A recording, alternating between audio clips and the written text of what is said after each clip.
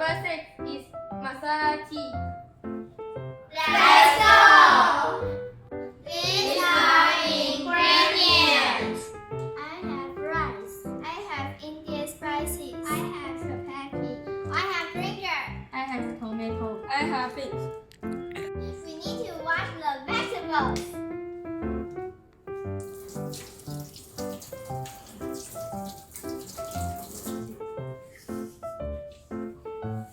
The kitchen ant is helping us to prepare the vegetables.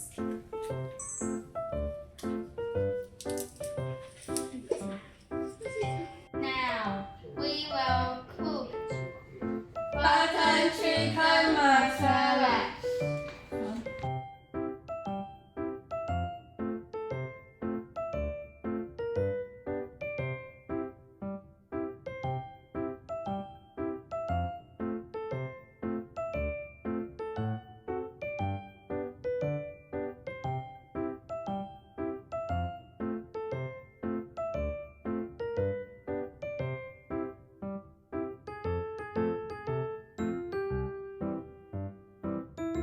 This is chapati and masala tea. It looks tasty. This is the Indian steamed rice cooked by our kitchen aunt.